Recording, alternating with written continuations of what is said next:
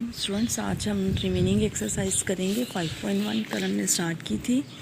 Lecture number 2 है, page number 1 start करते हैं। कल मैंने आपको कुछ क्वेश्चन करवाए थे 5.1 एक्सरसाइज के। उसके बाद क्वेश्चन नंबर 4, 5 और 6 आप खुद करेंगे, सेम मेथड है, ठीक है। क्वेश्चन नंबर 6 उसके आगे बल्कि मैंने लिखा हुआ है DYS मीन्स के डू योर सेल्फ, आप खुद करेंगे उसको। क्वेश्चन नंबर 7 से स्टार्ट करते हैं। 6x³ + 5x² - 7 divided by 2x² - x - 1। आप देखेंगे ये आपके पास इम्प्रॉपर रैशनल फ्रैक्शन है। तो मैं रिपीट कर देती हूँ, इम्प्रॉपर रैशनल फ्रैक्शन क्या थी आपके पास कि आप नोमिनेटर में x की हाईएस्ट पावर, जिसे हम डिग्री कहते हैं, वो देखेंगे, वो है 3। फिर आप डिनोमिनेटर में x की हाईएस्ट पावर डिग्री वो देखेंगे, वो है 2। अब नोमिनेटर में पावर ज़्यादा है, डिनोमिनेटर में छोटी है, तो पहले आप इसको प्रॉपर रैशनल फ्रैक्शन बनाएंगे, बाद में सॉल्व करेंगे। तो उसके लिए आपने इसको डिवाइड करना है नोमिनेटर पे डिनोमिनेटर को। डिवीजन आप सबको आती होगी, देखें साथ में लिखी हुई है डिवीजन इसकी कंप्लीट। 2x² - x - 1 डिवाइड कर रहे हैं आप 6x³ + 5x² - 7, ठीक है। 3x से मल्टीप्लाई किया, 6x³ आ गया, -3x² और -3x, और बच गया आपके पास 8x² + 3x - 7। फिर दोबारा आपने मल्टीप्लाई किया 4 से, तो फाइनली आपके पास जो रिमाइंडर आ गया वो 7x - 3 है। क्वोशंट आपके पास 3x + 4 है। तो कल मैंने एक छोटी सी एग्जांपल आपको लिख के दी थी कि 9 को जब आपने 2 पे डिवाइड करना है तो 2 4 8 होता है। 1 रिमाइंडर है, 4 क्वोशंट है। तो उसका लिखने का तरीका एक तो ये था कि 4 होल 1/2, जिसे आप 4 से 1/2 भी कह सकते हैं। और एक तो ये तरीका था, दूसरा था 4 + 1/2। तो वो वाले तरीके से आपने इसका आंसर लिखना है आज भी। तो आंसर आपके पास, यानी इस डिवीजन का जो आंसर होगा वो आएगा 3x + 4 + 7x - 3 और डिवाइडेड बाई 2x² - x - 1। आप इसको इक्वेशन 1 कह देंगे, ठीक है। उसके बाद आप इसमें से देखें 3x + 4, इसको मज़ीद पार्शली रिजॉल्व नहीं करना, ये ऑलरेडी रिजॉल्व है, इसकी मज़ीद वो नहीं होगी। आप कंसीडर करेंगे 7x - 3 divided by 2x² - x - 1 को, ठीक है। और इसको कल वाले तरीके से सॉल्व करेंगे। इसका जो आंसर निकलेगा वो फिर आप इक्वेशन 1 में पुट कर देंगे, वो आपके पास फाइनल इसकी पार्शियल फ्रैक्शन रेजोल्यूशन हो जाएगी, ठीक है। कंसीडर करते हैं 7x - 3 divided by 2x² - x - 1, ठीक है। अब आपके पास 2x² - x - 1 इसमें फैक्टराइजेशन करेंगे, बिकॉज करके साइड पे लिखी हुई है। फैक्टराइजेशन ज़रा देखें, 2x² - x - 1 है, 2 और 1 को मल्टीप्लाई करते हैं तो 2 आएगा, और मिड में आपके पास -x है, यानी कि -1 है। अब 2 और 1 को मल्टीप्लाई किया 2। आपने इस तरह इसकी फैक्टराइजेशन करनी है कि 2 फैक्टर लिखने हैं, मल्टीप्लाई करें तो 2 और सॉल्व करें तो 1 आंसर आपके पास आ जाए। तो वो मैंने लिखी है -2x और +x। फिर आप पहले वाले में से 2x कॉमन ले लेंगे, आपके पास ब्रैकेट में आ जाएगा x - 1, और सेकेंड वाले में से 1 कॉमन ले लेंगे तो ब्रैकेट में आ जाएगा x - 1। फिर आपके पास आ जाएगा 2x + 1 और x - 1 दो फैक्टर, इसमें आप लिख देंगे। फिर आप इसको सपोज करेंगे कि ये a और b दो कॉन्स्टेंट, इसी तरह फर्ज कर लेंगे a/2x + 1 + b/x - 1, और इसको आप कह देंगे इक्वेशन 2। फिर आप पूरी इक्वेशन 2 को मल्टीप्लाई करेंगे जो डिनोमिनेटर वाली वैल्यू है, यानी कि 2x + 1 और x - 1 से, ठीक है। अब आपके पास यहाँ पे 2x + 1 और x - 1 कैंसिल हो जाएगा, जो लेफ्ट हैंड वाले डिनोमिनेटर है उससे, और 7x - 3 बच जाएगा।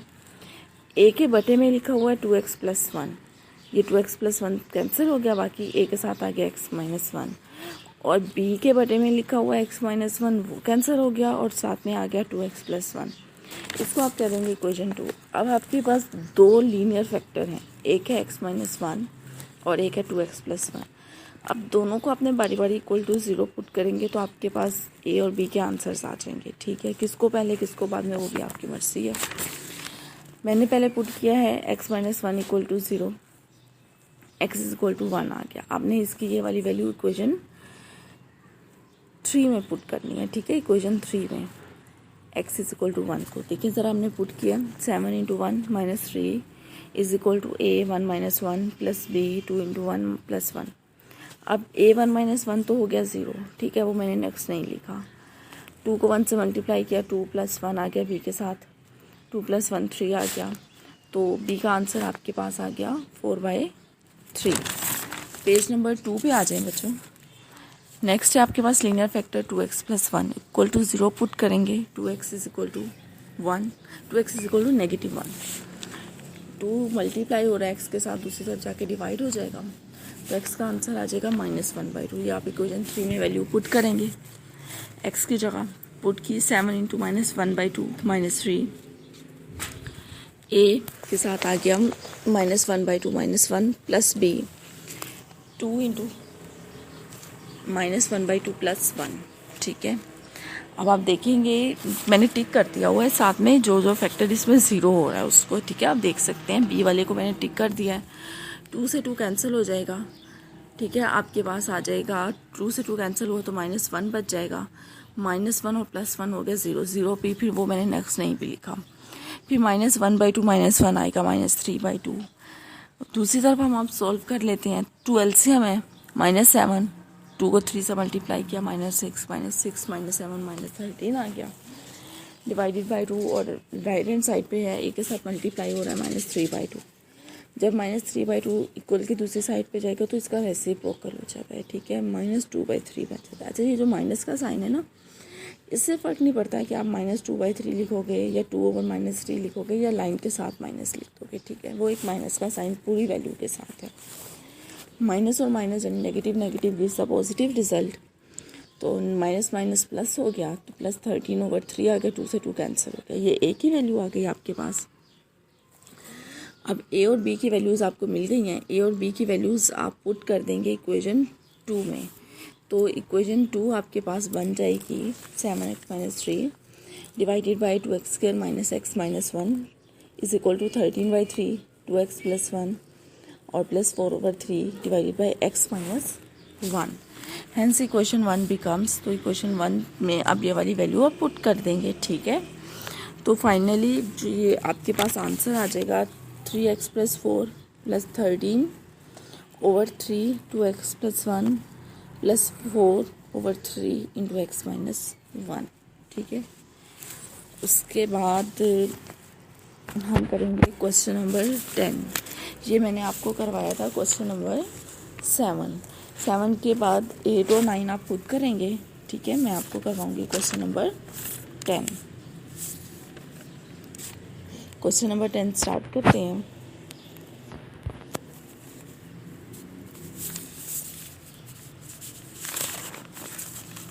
जी स्टूडेंट्स, 1 मिनट रुकिएगा। क्वेश्चन नंबर 10 आपके पास है। हाँ जी, 1/1 - ax × 1 - bx × 1 - cx। ठीक है, इसमें आपके पास तीनों लीनियर फैक्टर हैं। ठीक है, तीनों में देखेंगे x की पावर 1 है आपके पास, तो आप a/1 - ax लिख देंगे प्लस b/1 - bx और प्लस c/1 - cx लिख देंगे। पेज नंबर 3 पे आ जाएंगे। मल्टीप्लाई करेंगे इक्वेशन 1 को बाय 1 - ax 1 - bx और 1 - cx। लेफ्ट हैंड साइड वाले तो तीनों फैक्टर कैंसिल हो जाएंगे जब आप मल्टीप्लाई करेंगे। 1 आ जाएगा नोमिनेटर वाला। राइट हैंड साइड पे a के बटे में 1 - ax, वो वाला कैंसिल हो जाएगा, बाकी 2 आ जाएंगे। b के बटे में था 1 - bx, वो वाला फैक्टर कैंसिल हो जाएगा, बाकी 2 आ जाएंगे। c के बटे में था 1 - cx, वो दोनों कैंसिल हो जाएंगे और बाकी आपके पास 2 फैक्टर जो बच जाएंगे वो मल्टीप्लाई हो जाएंगे। इसको आप कह देंगे इक्वेशन 2। अब आपके पास 3 लीनियर फैक्टर हैं। ठीक है, 3 लीनियर फैक्टर।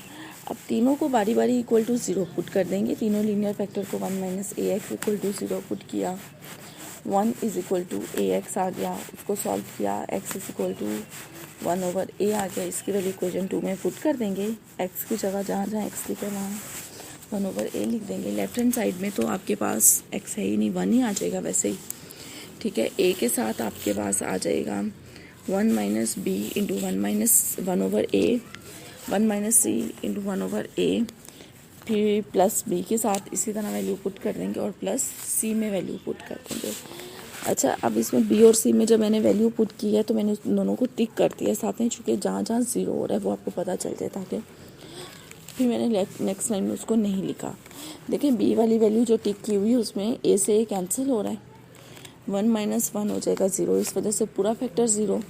सिमिलरली सी में जब आप देखेंगे तो 1 - a × 1/a, ए से ए कैंसिल, 1 बच जाएगा, 1 - 1 0 हो गया आपके पास, ख़त्म 0। इसलिए मैंने सिर्फ ए वाली वैल्यू आगे लिखी है। देखें ज़रा ए की सिंप्लीफिकेशन, 1 - b/a बन गया और 1 - c/a। अब दोनों का आप ले लेंगे एलसीएम, a - b/a और a - c/a। एलसीएम और एलसीएम मल्टीप्लाई होकर a² आ जाएगा। ठीक है, अब 2 फैक्टर हो गया और बटे में आ गया a² आपके पास। हमें कैपिटल ए की वैल्यू चाहिए, वैल्यूज़ को दूसरी तरफ ले जाएंगे जो ए से मल्टीप्लाई हो रही हैं, दूसरी तरफ जाके इनका रेसिप्रोकल हो जाता है। रेसिप्रोकल का मतलब है वैल्यू उलट जाती है, जो ऊपर है वो नीचे आ जाती है, नीचे वाली ऊपर।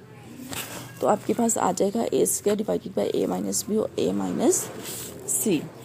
ठीक है, ये हमने a की वैल्यू निकाल ली। सिमिलरली आप निकाल लेंगे b की वैल्यू और c की वैल्यू। ठीक है, अब हम थे पेज नंबर 3 पे, अब आप आ जाएंगे पेज नंबर 4 पे। पुट करेंगे 1 - bx = 0, 1 = bx आ जाएगा और x का आंसर आ गया 1/b। इसी तरह आप इसको इक्वेशन 2 में पुट कर देंगे। ठीक है, इक्वेशन 2 में जब आप इसको पुट करेंगे तो मैंने वहाँ पे फिर टिक किया हुआ है वो वाली वैल्यूज़ को जो 0 हो रही हैं। ठीक है, आप इसको देख सकते हैं कि ए वाली वैल्यू 0 हो जाएगी टर्म और सी वाली टर्म 0 हो जाएगी। ए वाली कैसे 0 होगी, देखें बी से भी कैंसिल हो जाएगा, 1 - 1 0। ठीक है, सी वाली में भी बी से भी कैंसिल हो जाएगा, 1 - 1 0 और बी वाली बच जाएगी। जो बी वाली बचेगी उसमें सिंप्लीफिकेशन देखें कि b × 1 - a/b और 1 - c/b आ जाएगा आपके पास। एलसीएम ले लेंगे दोनों फैक्टर में, b एलसीएम आ जाएगा दोनों में, b - a और b - c आ गया। फिर आपके पास b से b मल्टीप्लाई हुआ तो b² बन गया, तो b - a b - c divided by b²। Capital B का आंसर निकालना है। कैपिटल B के साथ जितनी भी वैल्यूज़ मल्टीप्लाई हो रही हैं फैक्टर्स, उसको मतलब पूरा जो भी फैक्टर है कंप्लीट उसको इक्वल के दूसरी साइड पे ले जाएंगे रेसिप्रोकल लेके, तो आपके पास फाइनली B का आंसर आ जाएगा b² divided by b - a and b - c। अब आपके पास A का आंसर भी हो गया और B का आंसर भी हो गया। ठीक है, अब आपने निकालना है C का आंसर। अब जो तीसरे वाला फैक्टर बच गया उसको = 0, यानी 1 - cx जो है = 0 पुट कर देंगे, 1 = cx आ जाएगा और x का आंसर आ जाएगा 1/c। इक्वेशन 2 में पुट करेंगे ये वाली वैल्यू। ठीक है, बिल्कुल वैसे ही सिंप्लीफिकेशन है, a b और c की साथ जो वैल्यूज़ हैं वहाँ पे आपने वैल्यूज़ पुट कर दी हैं। ठीक है, उसके बाद आप देखेंगे कि मैंने 2 टर्म्स को टिक किया हुआ है, एक a को और एक b को। a के साथ जो टिक हो रही है उसमें c से c कैंसिल हो रहा है, 1 - 1 0। b में भी c से c कैंसिल हो रहा है, 1 - 1 हो गया 0। ठीक है, अब जो टर्म 0 होगी वो मैंने नेक्स्ट नहीं लिखी, बाकी देखते हैं। 1 = c a/c, 1 - b/c, c LCM आ जाएगा दोनों में। ठीक है, फिर आपके पास ये कैपिटल C है शुरू वाला और बाकी जो है ब्रैकेट के अंदर वो स्मॉल c है। कैपिटल C का आपने आंसर निकालना है। ठीक है, तो c - a c - b divided by c² आ गया, इक्वल के दूसरी साइड पे ले जाएंगे रेसिप्रोकल लेके, तो आपके पास c = c² divided by c - a and c - b आ गया। तो आप पुट कर देंगे वैल्यूज़ को a b और c की इन इक्वेशन 1 में। पेज नंबर 5 पे आ जाएंगे स्टूडेंट्स। आपने a b और c की वैल्यूज़ को पुट कर दिया तो जो a² divided by a - b a - c, फिर a - b a - c को बटे में ले जाएंगे, b² के बटे में जो लिखा उसको भी बटे में ले जाएंगे और c² के बटे में जो लिखा उसको भी। ठीक है, अच्छा इस क्वेश्चन के आंसर्स को आप ज़रा गौर से देखें कि a के आंसर में जहाँ जहाँ a है, ठीक है, b के आंसर में वहीं वहीं b होगा और c के आंसर में वहीं वहीं c होगा। ये सिमेट्रिक होते हैं आंसर इस तरह के क्वेश्चंस के। ठीक है, तो आपको आंसर को देख के भी पता चल जाएगा कि आपका ठीक है कि गलत है।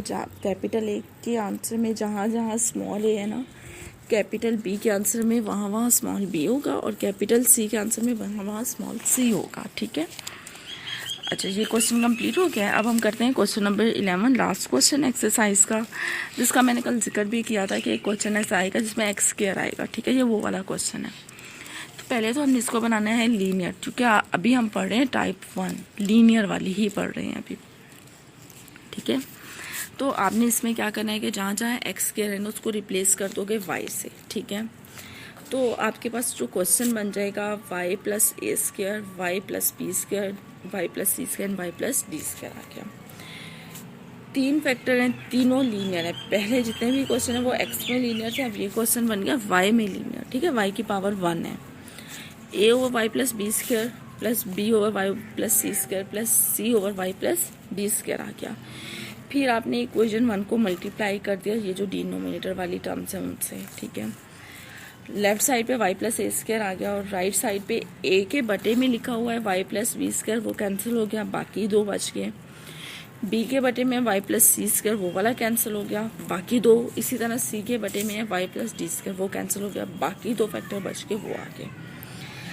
अच्छा, उसके बाद आपने इसको कह दिया इक्वेशन 2। फिर ये तीनों जो लीनियर फैक्टर हैं बारी बारी तीनों को इक्वल टू 0 पुट करना है, जिस तरह हम हमेशा करते आए हैं अब तक। उसके बाद जब आप पहले वाला फैक्टर को इक्वल टू 0 पुट करेंगे तो y is equal to minus b square को इक्वेशन 2 में पुट कर देंगे, ठीक है। जो आंसर 0 हो रहे हैं वो मैंने टिक कर दिए हैं और रिमेनिंग की सिंप्लीफिकेशन बहुत सिंपल है, आप देख लीजिएगा, ठीक है। अब आप आ जाएंगे पेज नंबर 6 पे, ठीक है। पेज नंबर 6 पे तो उसके बाद आप देखेंगे फिर मैंने linear factor y plus C square equal to 0 put किया है, फिर y plus D square equal to 0 put किया है, ठीक है। इस तरह आपके पास a, b और c तीनों के आंसर आपको मिल गए हैं। a, b और c के तीनों के आंसर आपने पुट कर देने हैं, ठीक है। एंड में सिंप्लीफिकेशन वैसे करनी है जैसे इसे पिछले क्वेश्चन में हमने की थी। अच्छा, फिर आप एक बार याद रखिएगा कि जिस वेरिएबल में क्वेश्चन होता है ना, आंसर उसी वेरिएबल में होता है। अगर आपका क्वेश्चन एक्स में है तो फाइनल आंसर एक्स में होगा, अगर क्वेश्चन वाई में है तो फाइनली आंसर भी वाई में होगा। हमारे पास जो क्वेश्चन था वो एक्स में था, इट मीन्स कि हमने जो इसको पार्शियल फ्रैक्शन में डिसॉल्व किया, ये अभी हमारा आंसर नहीं है, ठीक है। अब हम दोबारा से रिप्लेस करेंगे वही चीज़ जो हमने स्टार्ट में की थी। हम वाई को रिप्लेस कर देंगे एक्स स्क्वायर से, वहाँ पे हमने किया था एक्स स्क्वायर को वाई से, अब हम वाई की जगह जहाँ जहाँ वाई है एक्स स्क्वायर लिख देंगे। अब हमारे पास आंसर में एक्स स्क्वायर आ गया, यही आपके पास फाइनल आंसर है, ठीक है। कल हम इसमें ये फाइनल एक्सरसाइज कंप्लीट हो गई है, कल हम इसी में नेक्स्ट टाइप पढ़ेंगे एक्सरसाइज 5.2 में, ठीक है। पहले कोई एग्जाम्पल करेंगे, उसके बाद एक्सरसाइज स्टार्ट करेंगे, ठीक है। चलें जी, शुक्रिया स्टूडेंट्स, आप इसको तैयार कर लीजिएगा।